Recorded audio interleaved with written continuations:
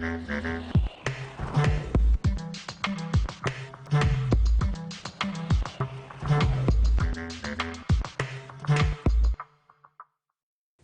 à tous, je suis ravie de vous retrouver sur Public Sénat pour la suite de l'examen du projet de loi très controversé sur le renseignement.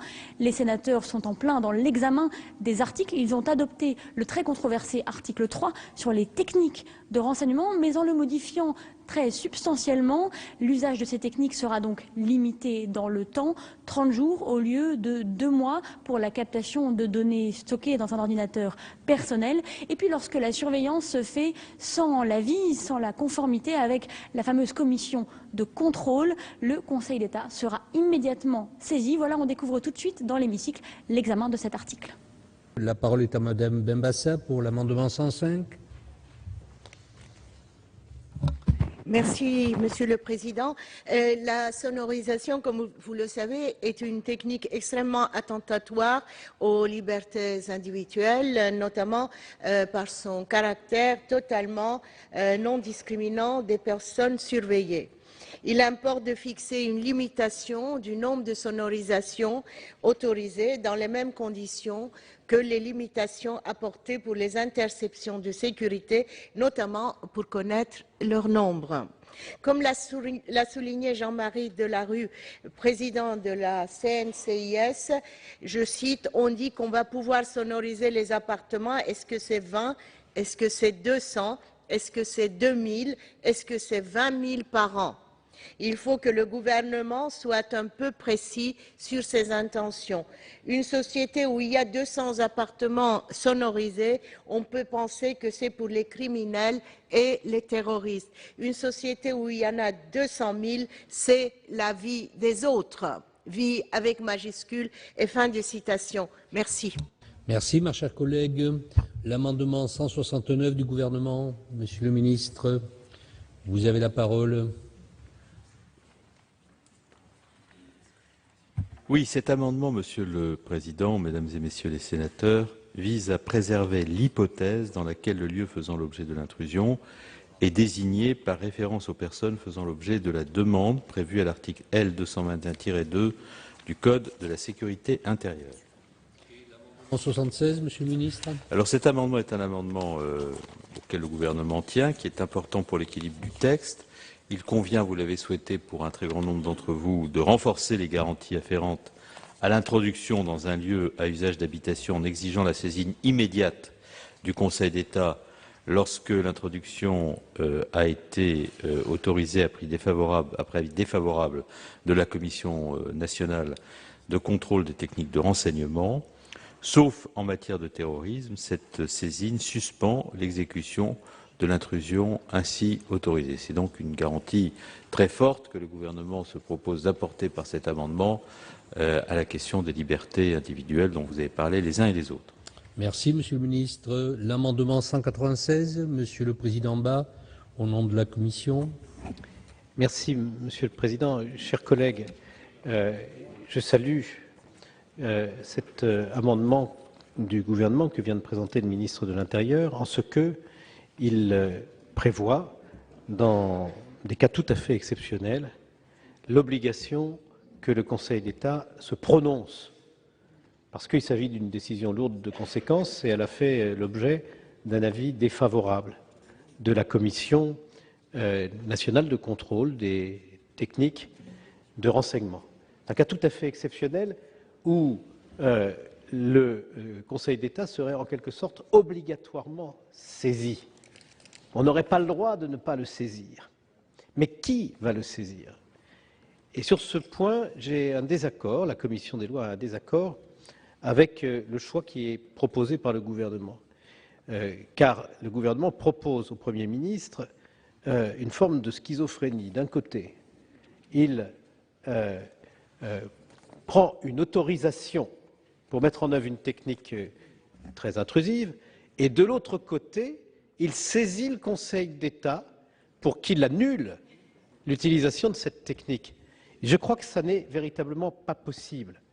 Alors, j'entends bien l'analogie qu'il peut y avoir quand un président de la République dit nous adoptons en Conseil des ministres un texte et je déférerai ce texte à l'issue de la discussion parlementaire devant le Conseil constitutionnel.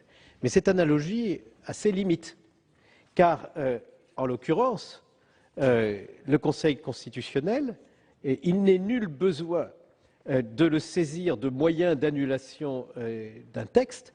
Il a lui-même à examiner l'ensemble de la constitutionnalité de ce texte, et donc il n'a pas été prévu par la Constitution, ni par la loi organique, ni par aucun autre texte, que quand on saisit le Conseil constitutionnel, il faut lui demander impérativement d'annuler le texte dont il est saisi. Tandis que le Code des juridictions administratives, jusqu'à présent, prévoit bien que quand on saisit le Conseil d'État, on le saisit d'une demande d'annulation, ou alors d'une demande de réparation d'un préjudice qui aurait été causé par un acte de l'administration.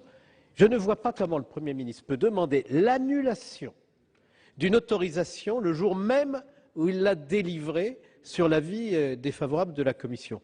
Mais je souscris à l'intention de l'amendement du gouvernement, qui est excellente, et qui consiste à dire « j'offre la garantie à tous nos concitoyens que quand il s'agit d'une technique de renseignement très intrusive et qu'elle a été décidée malgré l'avis défavorable de la Commission, le Conseil d'État, dans ce cas, sera saisi. » Et je propose simplement que ce soit le président de la Commission nationale de contrôle des techniques de renseignement qui, lui, aura quelques raisons de pouvoir argumenter dans le sens de l'annulation, ce que n'aura pas le Premier ministre, qui saisisse le Conseil d'État dans les mêmes délais d'ailleurs que le Premier ministre l'aurait fait. J'ai précisé l'amendement pour que, on peut toujours prévoir le cas d'indisponibilité absolue du président de la Commission, et pour que le délai soit tenu, il faut que le faire le jour même. J'ai précisé qu'à défaut du président, ce serait l'un des membres de la Commission, parmi ceux qui ont le pouvoir de donner un avis tout seul, qui saisirait le qui saisirait le Conseil d'État de la demande d'annulation de la décision que le Premier ministre, par hypothèse, aura prise. Voilà le sens de ce sous-amendement. Je m'inscris bien dans la démarche du gouvernement, mais je précise que ce n'est pas le Premier ministre qui saisit, mais le président de la Commission ou l'un des membres de la Commission ayant qualité pour le faire. Merci, Monsieur le Président. Quel est maintenant l'avis de la Commission sur les différents amendements? Et on va commencer par l'amendement numéro 61.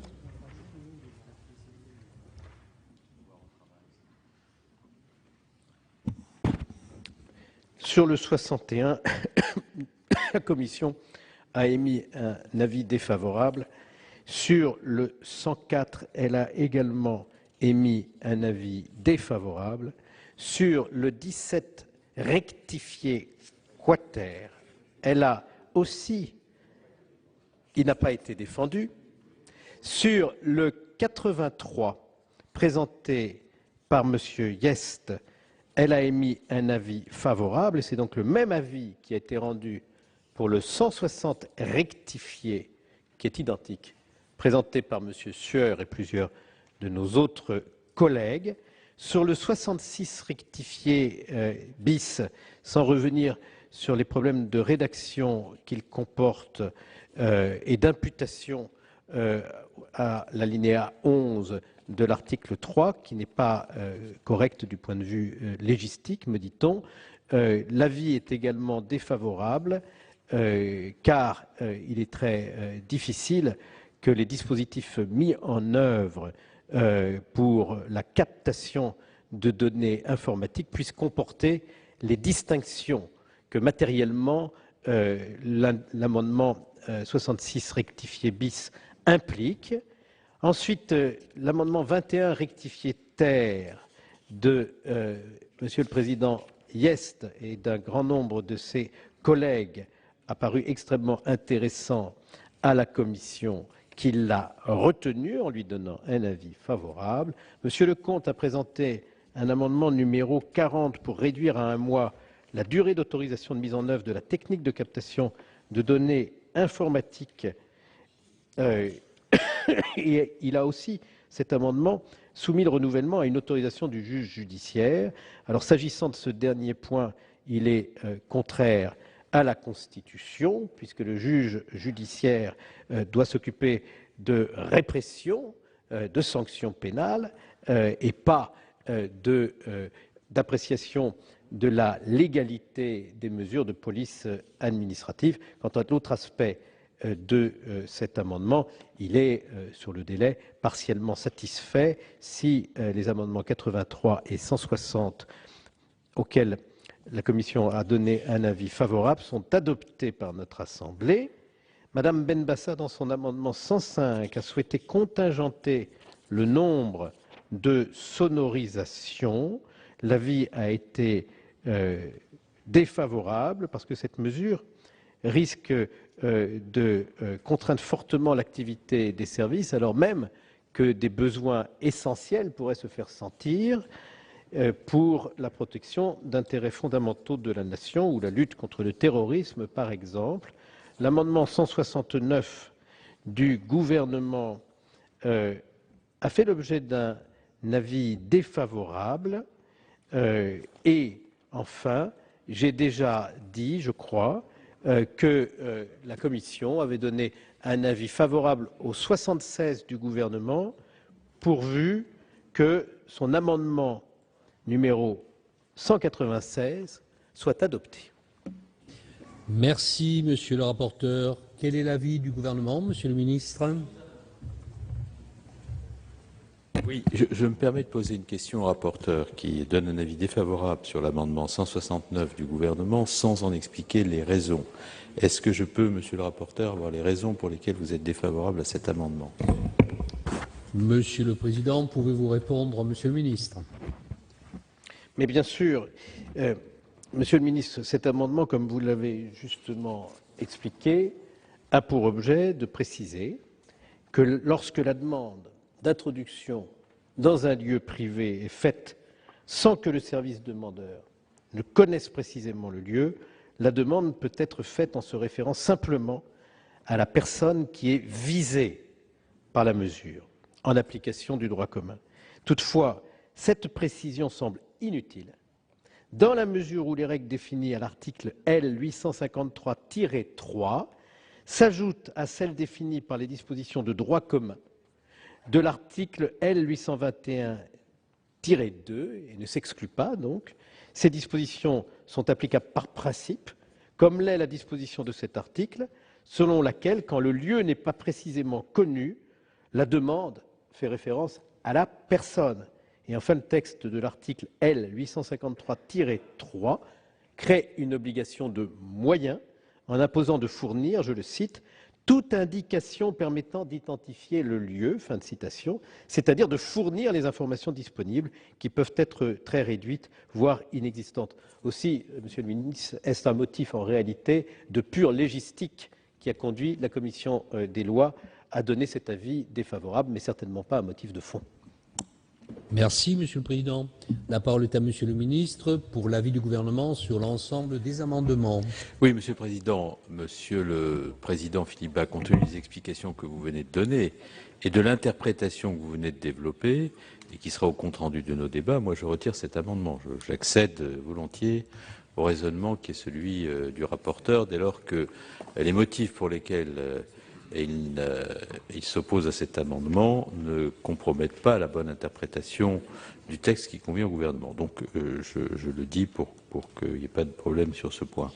L'ensemble des amendements qui ont été présentés portent sur les techniques les plus intrusives qui sont prévues par le projet de loi, à savoir les mesures de sonorisation, de captation d'images et de données informatiques pouvant s'accompagner de l'introduction dans un lieu privé d'habitation ou d'un système de traitement de données d'information.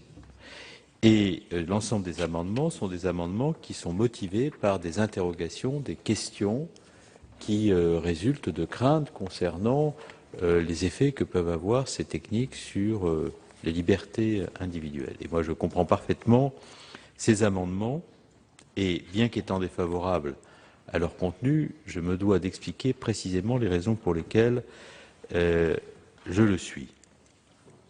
Et je voudrais rappeler que le régime applicable aux mesures qui font l'objet de ces amendements est un régime particulièrement encadré et beaucoup plus exigeant que celui qui prévaut pour les autres mesures envisagées par le projet de loi. Ainsi, la mise en œuvre des techniques mentionnées au chapitre 3 et 4 est strictement encadrée par une procédure qui permet un contrôle de la légalité et de la proportionnalité de la mesure. Une autorisation ne pourra être délivrée que si la finalité invoquée par le service à l'origine de la demande est parfaitement en adéquation avec les missions qui sont les siennes et s'il n'existe aucune alternative possible pour obtenir les renseignements. Deuxièmement, l'autorisation est limitée à 2 mois, contre 4 mois pour toutes les autres techniques. Troisièmement, lorsqu'elle s'accompagne de l'introduction dans un lieu privé d'habitation ou un véhicule ou vise des professions protégées, elle nécessite un avis express de la CNCTR en formation collégiale, sans que les procédures d'urgence soient applicables, j'insiste sur ce point, sauf dans certains cas très particuliers pour les professions protégées, et l'autorisation est alors limitée à 1 mois. Quatrièmement, il ne vous a pas échappé que le gouvernement est soucieux d'apporter des garanties supplémentaires en la matière, qu'il a déposé un amendement 76 qui prévoit la saisine automatique du Conseil d'État en cas de volonté du Premier ministre de passer outre l'avis de la CNCTR en cas de technique s'accompagnant d'une intrusion dans un lieu privilégié d'habitation. Dans cette hypothèse, et sauf en matière de terrorisme, l'autorisation est bien entendu suspendue dans l'attente de la décision de la haute juridiction. À cet égard, j'ai entendu les remarques du président Philippe Bas concernant la volonté de voir le gouvernement demander au Premier ministre lui-même de saisir la CNCTR. Vous considérez que cela engendre une forme de schizophrénie? Je ne le crois pas. D'abord parce que la CNCTR peut se saisir elle-même, avoir l'accès à la totalité des éléments. Ensuite parce que le fait que le Premier ministre la saisisse permettra simplement à l'autorité juridictionnelle, à savoir le Conseil d'État, d'examiner la totalité des sujets comme il pourrait le faire par lui-même. Et en réalité, les choses sont assez neutres. Mais bon, ça n'a pas d'importance. Et moi, je ne me battrai pas sur ce sujet. Ce qui compte, c'est que le Conseil d'État soit saisi. Vous souhaitez qu'il le soit autrement. Nous avons une autre approche de ce sujet. Mais à un moment donné, il faut faire des choix. Et ce qui compte, c'est qu'il soit saisi. Donc, sur le sous-amendement que vous présentez, le gouvernement s'en remettra à la sagesse du Sénat. Et nous souhaitons en réalité que la disposition qui permet de conforter les garanties soit adoptée. Le reste peut faire l'objet d'un débat entre nous, mais il n'est pas, à mon avis, déterminant au regard de l'objectif que poursuit le gouvernement en présentant son amendement. Le dispositif que nous proposons est donc de nature à apporter un certain nombre de garanties qui, selon nous, ne justifie pas les amendements proposés qui visent à limiter les besoins opérationnels des services. D'une part, c'est vainement que l'on invoquerait la restriction de l'usage de ces techniques au seul cadre judiciaire, dès lors que le Conseil constitutionnel lui-même admet que les techniques de renseignement puissent être inspirées de celles mises en œuvre en police judiciaire, interception de sécurité, géolocalisation, pourvu qu'elles soient mises en œuvre de manière adaptée et proportionnée, avec des garanties claires et encadrées. Or, tel est bien le cas, comme je l'ai exposé précédemment. De même, ces mesures ne sauraient être limitées à certaines seulement des finalités prévues par la loi, au risque de nuire à l'efficacité des services opérationnels et de ne pouvoir opérer une hiérarchisation entre les différents intérêts poursuivis. C'est la raison pour laquelle je ne suis pas favorable à l'amendement présenté par Mme Cukierman, parce qu'il ne me paraît pas être conforme à l'état du droit. Ce qui est dit dans cet amendement ne correspond pas à l'état du droit, et défavorable également à l'amendement de Mme Benbassa. Il n'apparaît pas davantage opportun de limiter à 1 mois la durée de ces autorisations, déjà limitée par rapport au droit commun applicable aux autres techniques, laquelle est de 4 mois, avec possibilité de renouvellement de même durée. Comme je vous l'ai dit, pour ces techniques, la durée est portée à 2 mois, et 2 mois pour chaque renouvellement, et 1 mois lorsqu'elles impliquent une intrusion dans un véhicule ou domicile. Il s'agit déjà de durées particulièrement réduites, qui ne sauraient l'être davantage, sauf à décider de priver les services de toute efficacité, auquel cas c'est la technique elle-même à laquelle il faudrait renoncer. Par suite, sauf à multiplier les demandes d'autorisation, qui le plus souvent n'auront pas encore été mises en œuvre ou n'auront pas produit leurs effets, il est souhaitable, je l'aurais dit, de s'en tenir aux durées actuellement prévues par le projet de loi. Je ne suis donc pas favorable à l'amendement de M. Hyest et de M. Sueur. Pour une raison identique, il n'est pas souhaitable de contingenter ce type de mesures dont le nombre sera par définition restreint, compte tenu de la difficulté de les mettre en œuvre, puisqu'elles nécessitent une intervention humaine. Et je réponds là à la préoccupation, Monsieur le sénateur Malhuret, que vous avez exprimée dans votre intervention. En tout état de cause, de telles techniques sont sans commune mesure avec les interceptions de sécurité qui peuvent être opérées à distance, et leur nombre, je le dis très clairement devant le Sénat, sera nécessairement limité sans qu'il y ait besoin de prévoir un contingentement pour des raisons qui sont consubstantielles à la nature de ces opérations.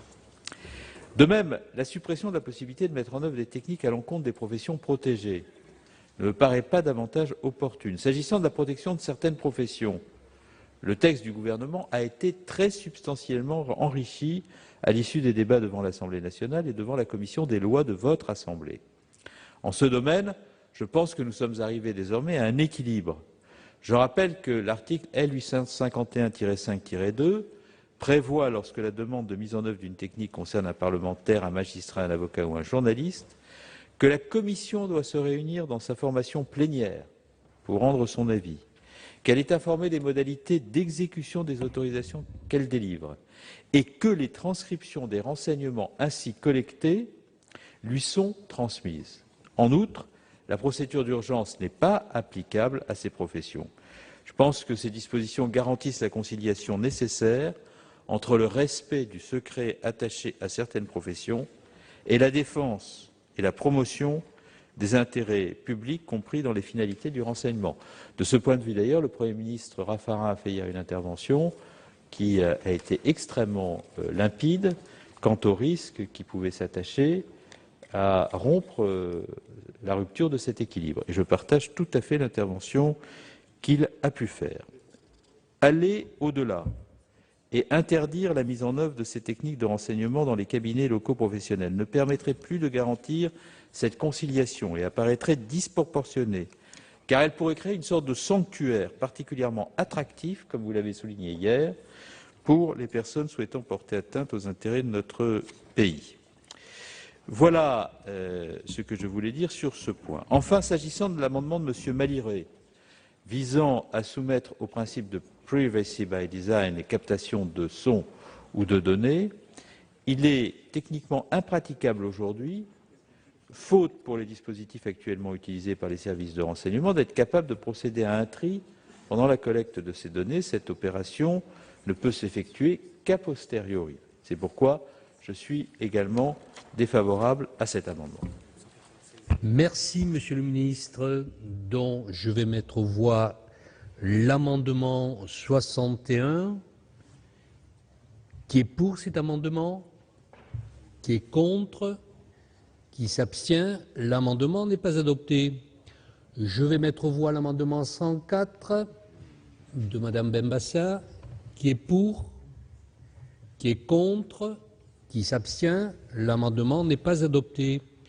Je vais mettre aux voix l'amendement 83 avec un avis favorable de la Commission, défavorable du gouvernement et l'amendement identique 160 rectifié. Qui est pour?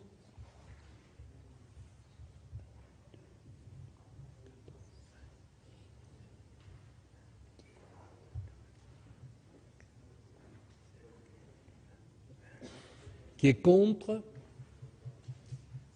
Qui s'abstient? Les amendements sont adoptés.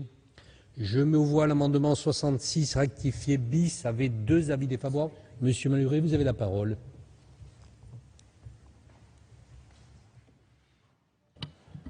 Monsieur le ministre, monsieur le rapporteur, je veux bien que vous soyez défavorable à mon amendement, mais n'utilisez pas l'argument de l'impossibilité technique. C'est tellement simple. Il suffit pour réaliser ce que souhaite mon amendement que le dispositif d'interception se coupe automatiquement au moment où la communication avec l'extérieur est coupée. C'est-à-dire qu'un étudiant en informatique de première année peut faire le code de cette procédure, et que quand vous ne profitez pas du fait que nous ne sommes pas tous des spécialistes en informatique pour dire que c'est techniquement impossible. Trouver un autre argument. Il est possible, de la façon la plus simple, de couper la surveillance au moment où la communication est coupée. Voilà, c'est une manœuvre tellement simple que je voudrais que vous trouviez d'autres arguments. Merci, mon cher collègue. Donc, Monsieur le Président, vous avez la parole. Mais, chers collègues, ce qui est écrit dans votre amendement, ce n'est pas qu'on coupe l'enregistrement quand il y a une conversation qui sort du lieu privé, c'est exactement le contraire. Vous avez écrit « Les dispositifs techniques utilisés à cette fin garantissent que les seules informations captées sont celles effectivement échangées lors d'une conversation sortant du lieu privé ». Et vous venez de nous dire à l'instant qu'il y avait des dispositifs à la portée de n'importe quel étudiant de première année qui consistaient à permettre que quand il y a une conversation sortante, on coupe le dispositif. Alors, je n'y comprends plus rien. Excusez-moi, mais voilà, je voulais juste dire ça. Oui, Monsieur le Président. Donc, si vous me permettez, je vais mettre aux voix l'amendement 66 rectifié bis, qui fait l'objet de 2 avis défavorables, qui est pour, qui est contre, qui s'abstient. L'amendement n'est pas adopté. Nous passons à l'amendement 21 rectifié terre avec l'avis favorable de la Commission et défavorable du gouvernement, qui est pour,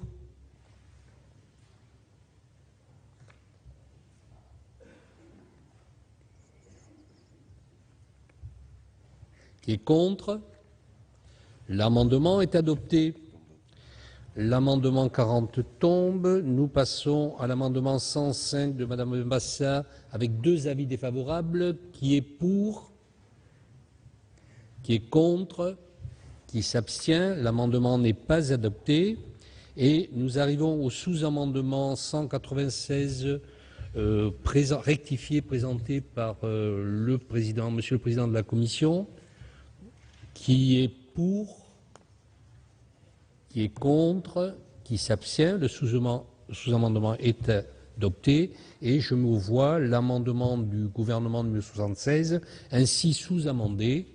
Qui est pour? Qui est contre? Qui s'abstient? L'amendement est adopté. Je vais mettre aux voix l'article 3. Y a-t-il des explications de vote? Vous avez la parole, ma chère collègue. Oui, merci, Monsieur le Président, Madame la Ministre, mes chers collègues.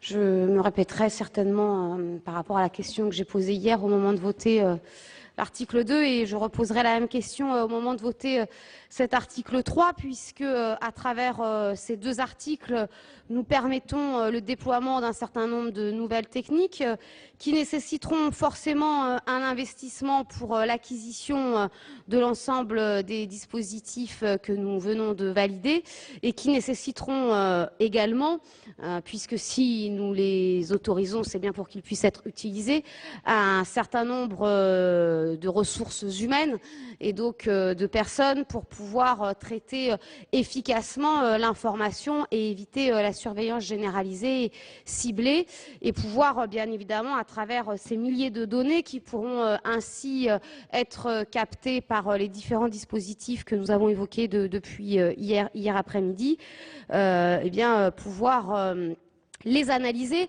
puisque je crois que l'ensemble des spécialistes, y compris du renseignement, et cela avait été reconnu suite aux malheureux et aux événements tragiques du mois de janvier dans notre pays, avaient noté la difficulté d'anticipation au vu de l'immense masse de données, et donc la nécessaire capacité à savoir et pouvoir mieux les analyser. Donc certainement des méthodes de travail à faire évoluer pour les rendre plus performantes, mais aussi une donnée en termes de disponibilité humaine. Et donc je vous repose, Monsieur le ministre, Madame la ministre, la même question qu'hier soir. Peut-on avoir un impact du coût que cela représente, puisque nous ne l'avons pas vu dans l'étude d'impact telle que faite par le gouvernement initialement? Merci, ma chère collègue. Monsieur le ministre, vous avez la parole. Oui, Madame la sénatrice, le Premier ministre et moi-même avons répondu à plusieurs reprises de façon extrêmement précise à cette question.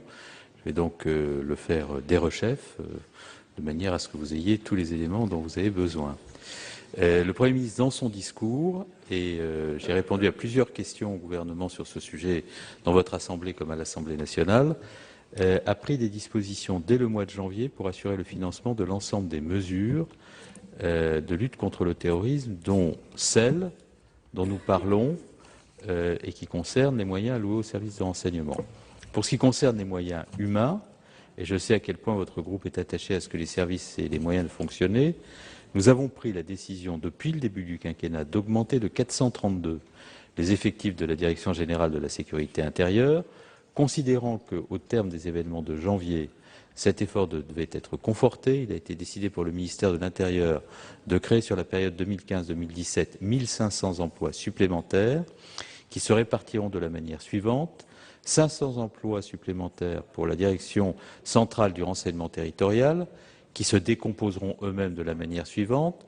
150 emplois pour la gendarmerie nationale pour ses services de renseignement territorial et 250 pour les services et 350 pour les services de la police nationale, 500 emplois en plus des 432 pour la Direction générale de la sécurité intérieure.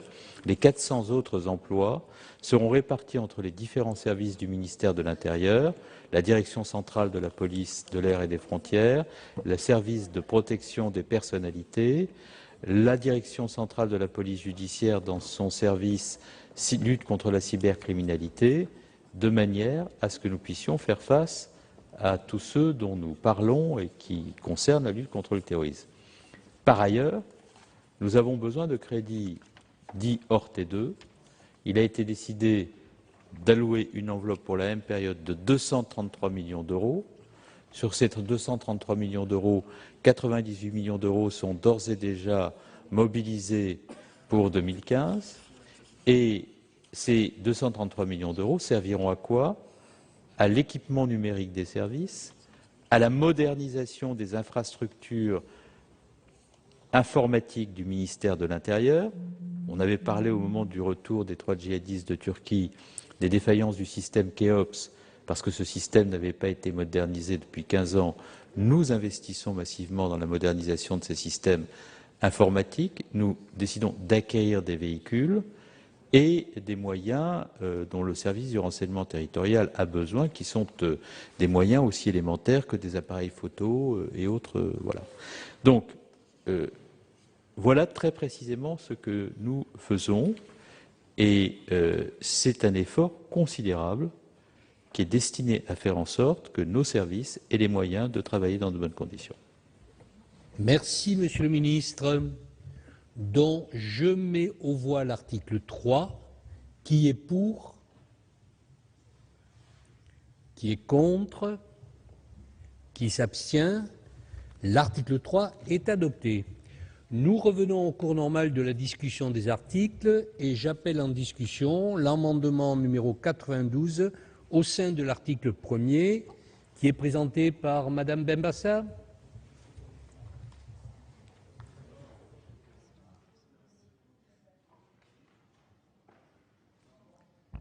Amendement 92.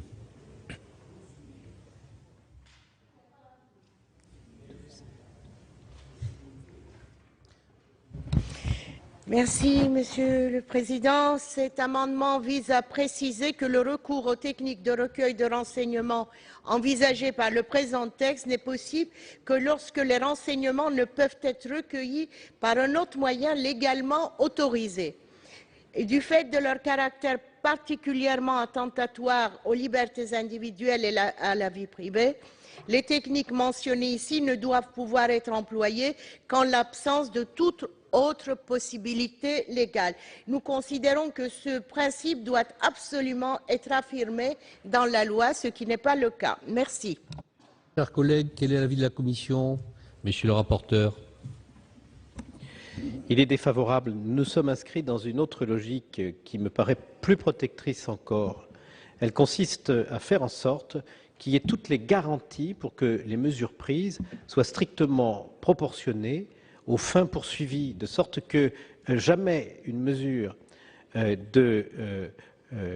d'utilisation d'une technique de renseignement ne pourra être reconnue comme légale si elle est disproportionnée aux fins poursuivies.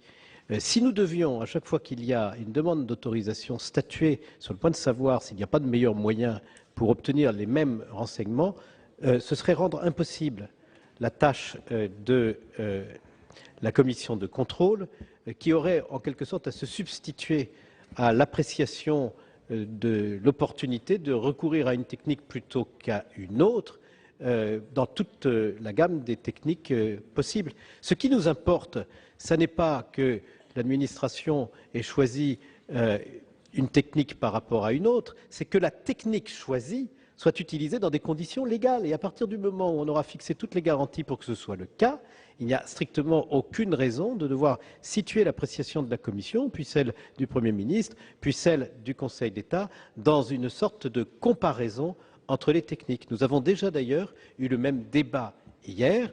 L'avis de la Commission a déjà été défavorable et le Sénat a voté en suivant la Commission. Donc, ça n'est que la confirmation que je vous demande du vote que vous avez émis hier. Et donc, quel est l'avis du gouvernement, Monsieur le ministre? Avec grand regret, je ne suis pas favorable à cet amendement, mais pour des raisons que Mme Benbassa va comprendre et auxquelles, j'en suis convaincu, elle va adhérer. C'est parce que cet amendement est moins protecteur pour le citoyen que ne l'est le texte du gouvernement. Parce que ce qui garantit la protection pour le citoyen, d'ailleurs Philippe Bas vient de l'exprimer à l'instant, c'est le principe de proportionnalité. C'est ça le principe fort du texte, c'est le principe de proportionnalité, qui impose à l'administration, à chaque fois qu'elle mobilise une technique de renseignement, d'être en situation d'apporter la démonstration que la technique utilisée par l'administration est proportionnée aux finalités pour lesquelles cette technique est mobilisée. Et ça, c'est la garantie la plus forte que l'on puisse donner à l'égard des citoyens. Et ce que vous proposez de mettre en place est de nature à altérer la portée de ce principe qui est vraiment la pierre angulaire du texte, parce que nous ne souhaitons pas qu'il y ait de disproportionnalité entre la technique que l'on utilise et la finalité qu'on vise à obtenir. Et c'est cette proportionnalité qui est la garantie de la protection des citoyens. Et c'est parce que je pense que c'est cela qui garantit de façon très significative leur capacité à atteindre le but, que je ne suis pas favorable à ce que l'on altère la portée de ce principe par votre amendement dont je comprends la bonne intention qu'il inspire, mais dont je suis convaincu qu'il atteindra un but inverse à celui qu'il se propose d'atteindre. Merci, Monsieur le ministre. Je vais mettre aux voix l'amendement numéro 92, qui a deux avis défavorables de la Commission et du gouvernement. Qui est pour cet amendement? Qui est contre? Qui s'abstient? L'amendement n'est pas adopté. Amendement 177 rectifié du gouvernement, présenté par Monsieur le ministre. Monsieur le Président, Mesdames et Messieurs les sénateurs, l'autorisation de mise en œuvre d'une technique de renseignement est délivrée sur demande écrite et motivée du ministre de la Défense, du ministre de l'Intérieur ou des ministres chargés de l'économie, du budget ou des douanes. Chaque ministre peut déléguer cette attribution. L'efficacité de la procédure mise en place par le projet de loi, compte tenu du nombre élevé de demandes susceptibles d'être sollicitées, notamment s'agissant des données de connexion, nécessite d'augmenter le nombre de personnes à qui chaque ministre peut déléguer cette attribution. Ces délégataires seront habilités secret défense et placés sous l'autorité directe du ministre dont ils dépendent. Voilà ce que contient cet amendement. Merci, Monsieur le ministre. L'avis de la Commission, Monsieur le Président rapporteur. Oui, la Commission elle-même a modifié l'article 821.4 du texte pour que le Premier ministre détermine lui-même le nombre de personnes qui vont pouvoir, à ses côtés, en qualité de collaborateurs directs, et c'est très important, prendre sur délégation de sa part les décisions d'autorisation. Et le gouvernement nous propose ici, parce qu'il y a aussi pour le ministre de l'Intérieur et le ministre de la Défense la possibilité de déléguer son attribution consistant à demander l'autorisation au Premier ministre de permettre l'utilisation d'une technique de renseignement, et bien que par harmonisation avec la rédaction que nous avons adoptée à l'article 821.4, cet article, je crois, 821.1, comporte la même disposition, à savoir, le ministre peut déléguer cette attribution individuellement à des collaborateurs directs habilités au secret de la défense nationale et à eux seuls. Il s'agit d'éviter que se constitue une sorte de bureaucratie du droit du renseignement où les carrières s'enchevêtrent, où l'on passe des services qui demandent des autorisations à leurs ministres, aux conseillers des ministres qui font transiter la demande vers Matignon, aux membres de la commission, des services de la Commission nationale de contrôle et au cabinet du Premier ministre lui-même, dans une sorte d'entre-soi complice qui diminuerait le niveau des garanties. La décision qui est prise par délégation d'une autorité politique gouvernementale doit se faire au profit non pas d'une administration et d'une bureaucratie, mais de personnes qui permettent que cette responsabilité politique soit réellement engagée par la décision qui est prise et qui peut l'être au stade ultime sous le contrôle du Parlement. Donc l'avis est favorable. Merci, monsieur le rapporteur. Donc, je vais mettre aux voix l'amendement 177 rectifié du gouvernement, qui a un avis favorable de la commission, qui est pour, qui est contre, qui s'abstient. L'amendement est adopté. Nous passons à l'amendement 132 rectifié, qui est présenté par monsieur Sueur. Vous avez la parole, mon cher collègue. Merci, Monsieur le Président, Madame la Ministre, Monsieur le Ministre. L'article L821.2 énonce la liste des précisions que doivent comporter les demandes de mise en œuvre sur le territoire national des techniques du recueil du renseignement. La demande ainsi que son renouvellement doivent préciser notamment là où les finalités poursuivies. Pour des raisons de simplification de la gestion des services, mais aussi pour en faciliter le contrôle, il est parfaitement envisageable qu'une seule demande porte, s'agissant d'une ou de plusieurs personnes, sur l'emploi simultané ou successif de plusieurs techniques. En revanche, une demande portant simultanément sur plusieurs finalités pourrait avoir pour effet de permettre au service de se dispenser d'une motivation se rapportant à des suspicions ou des indices précis. Elle aurait donc pour effet d'affaiblir par rapport à la situation actuelle un contrôle que chacun s'accorde pour dire qu'il faut le renforcer. Il vous est donc proposé d'associer à chaque demande, et donc à chaque demande de renouvellement, une seule finalité. C'est-à-dire que s'il y a plusieurs finalités, il faut qu'il y ait plusieurs demandes. Ceci afin de faciliter le contrôle et de renforcer les garanties apportées par le texte. Je vous remercie. Merci, mon cher collègue. Quel est l'avis de la commission, monsieur le rapporteur? Défavorable. Quel est l'avis du gouvernement, monsieur le ministre?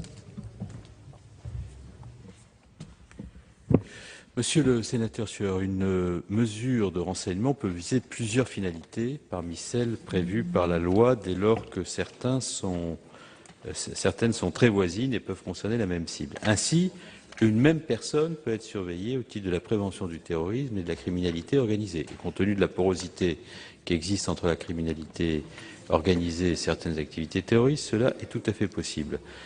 Dans votre amendement, vous ne remettez d'ailleurs pas en cause ce principe, mais vous souhaitez seulement qu'il y ait autant de demandes et donc d'autorisations que de finalités. D'abord, cette exigence conduirait à alourdir de façon considérable l'activité de service qui est déjà sous tension. mais aussi l'activité de la CNCTR, mais aussi l'activité du Premier ministre et de ses services. Et elle me paraît tout à fait contre-productif en termes de garantie des droits, dès lors qu'au contraire, il est utile que la CNCTR dispose par une même demande d'une vision d'ensemble des mesures de surveillance prises à l'encontre d'une personne, cette vision globale étant d'ailleurs la condition du bon exercice du contrôle de proportionnalité. Donc pour toutes ces raisons-là, je vous propose, si vous en êtes d'accord, Monsieur le sénateur Sueur, de retirer votre amendement. Monsieur Sueur. Je remercie Monsieur le ministre. Dès lors, Monsieur le ministre, que vous voudriez bien me confirmer que dès lors qu'il y aura plusieurs finalités, chacune d'entre elles sera justifiée dans la demande, je retirerai mon amendement. Monsieur le ministre,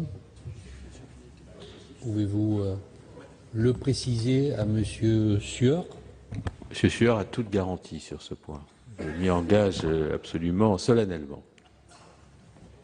Devant le caractère tout à fait affirmatif de la déclaration de Monsieur le ministre qui figurera au procès-verbal et qui, au compte-rendu, et qui par conséquent éclairera nos travaux, selon laquelle nous avons toute garantie sur le fait que chaque finalité sera expliquée et qu'il s'agit de surcroît d'un engagement solennel, bien sûr, je retire cet amendement. Mon cher collègue, et pouvez-vous présenter l'amendement 133 rectifié?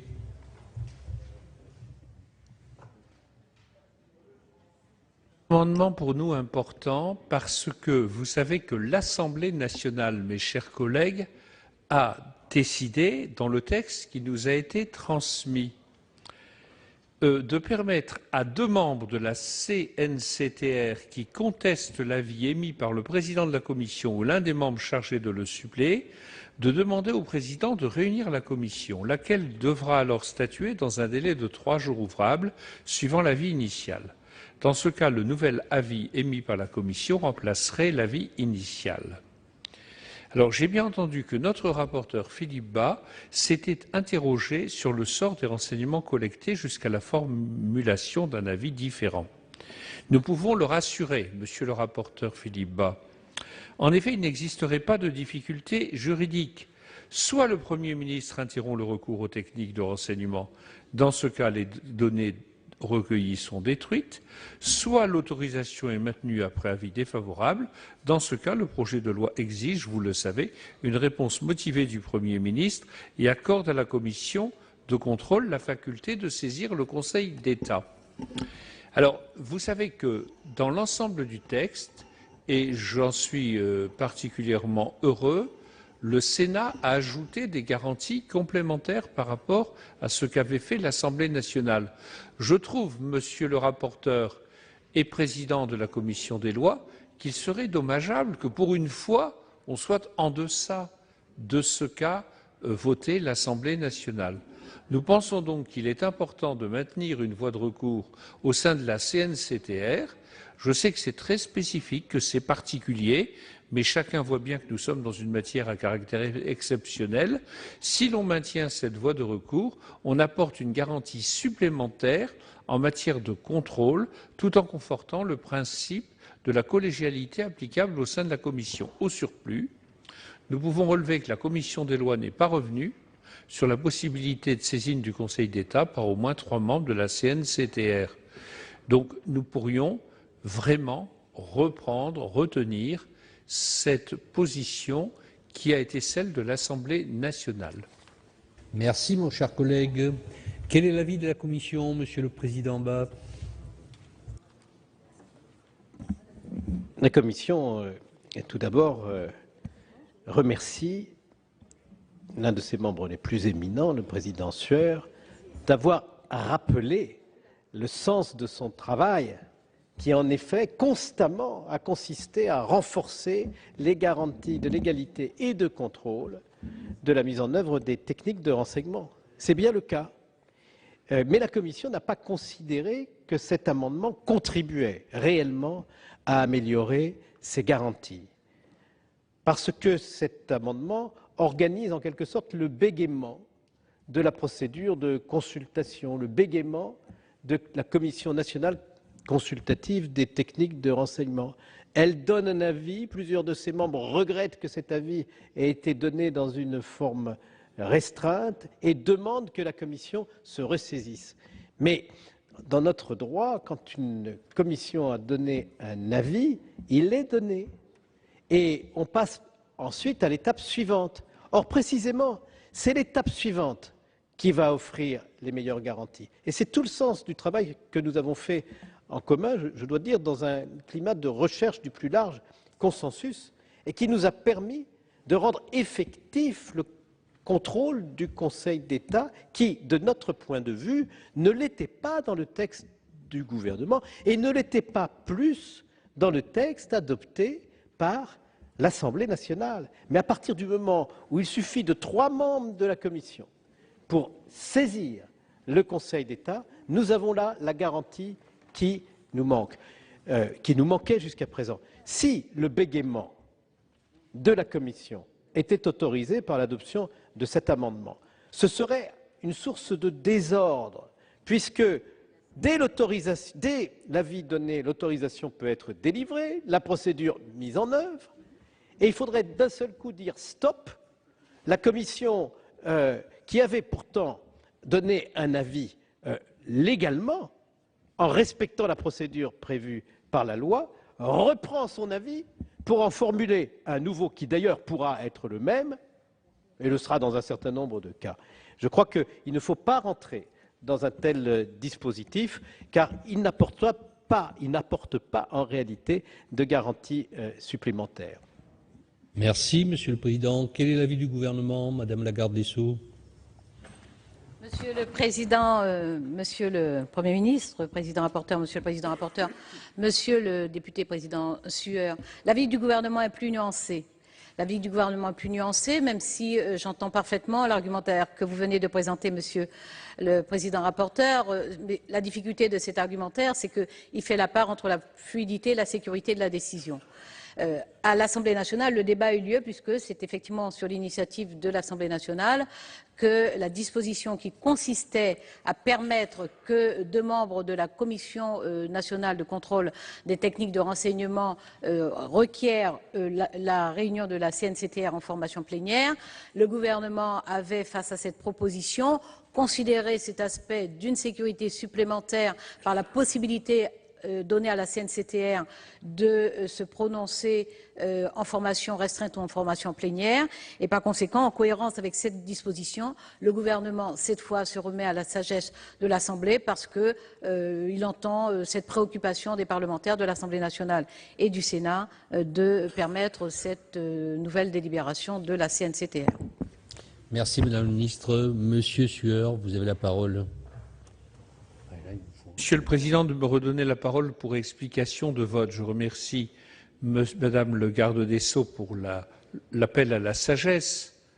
Et à Monsieur Philippe Bas, je voulais dire d'abord mon respect pour les personnes atteintes de bégaiement. Parce que c'est un respect que vous partagez, c'est quelquefois difficile et certains surmontent cela avec aisance. Je voulais ajouter que j'ai trouvé cette comparaison inappropriée parce que, en effet, il s'agit de la possibilité de demander une 2e délibération. Regardez au Sénat et à l'Assemblée nationale, cela fait partie du dispositif. Et lorsque le gouvernement demande une nouvelle délibération, nul ne dit que l'Assemblée bégaye. D'autre part, il existe en maintes circonstances une possibilité de recours. On ne dit pas qu'il s'agit de bégayer. Et enfin, vous voyez bien l'attachement qui est le nôtre à la seconde lecture. Nous sommes très attachés, même si tous les gouvernements simplifient quelque peu le processus. Personne ne dit qu'il s'agit de bégaiement. Donc il s'agit, dans un cas particulier, où les questions à traiter sont d'ordre exceptionnel, de donner cette faculté à 2 membres de solliciter une nouvelle délibération. Merci, mon cher collègue. Donc, je vais mettre aux voix l'amendement. Pardon ? Monsieur Hyest, vous avez la parole. Oui. Tout d'abord, la commission des lois a restreint le nombre de membres de la commission. Je pense que c'était indispensable, parce que la commission pléthorique, c'est certainement, pour l'inefficacité, c'est ce qu'il y a de mieux. Si on multiplie le nombre de membres, de toute façon, ce ne sera pas efficace. Deuxièmement, moi je crains beaucoup qu'il y ait comme ça au sein de la commission des divisions. S'il n'y a pas un climat de confiance et d'études en commun, moi je crains le pire. Comparer, mon cher collègue, le fonctionnement, c'est comme si on disait aussi, après tout, on connaît ça dans les juridictions, Madame la garde des Sceaux, il pourrait y avoir des opinions dissidentes, ça existe dans certaines institutions, pas en France. Et puis si on n'est pas d'accord, on est minoritaire. Et en plus, il y a les recours. Il y a les recours avec 3 membres. Mais moi, je pense que ça suffit. Si on commence à dire à chaque fois, moi je vous dis, ça sera la zizanie et ça sera l'inefficacité la plus. Si on crée ce climat-là de suspicion, en fin de compte, entre les membres de la commission, moi je crains le pire, moi je ne voterai pas cet amendement. Merci, Monsieur le Président Bas.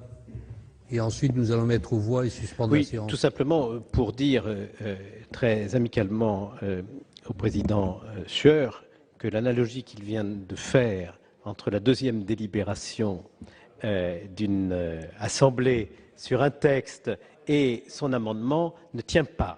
Pour une raison très simple, c'est que si un avis a donné lieu à une autorisation, l'autorisation produit des effets juridiques, tandis que si une première délibération est suivie d'une autre, entre les 2 délibérations, il n'y a eu aucun acte créateur de droit, et donc on n'est pas du tout dans la même situation. Je voulais juste dire ça, parce que dans l'élan de l'argumentation en séance, il peut arriver qu'on fasse des analogies qui emportent la conviction de collègues, alors qu'elles ne seraient pas totalement adaptées au sujet dont nous discutons. Merci, Monsieur le Président. Je mets aux voix l'amendement 103.3 rectifié, qui est un avis défavorable de la Commission et un avis de sagesse du Gouvernement. Qui est pour? Qui est contre? Qui s'abstient? L'amendement n'est pas adopté.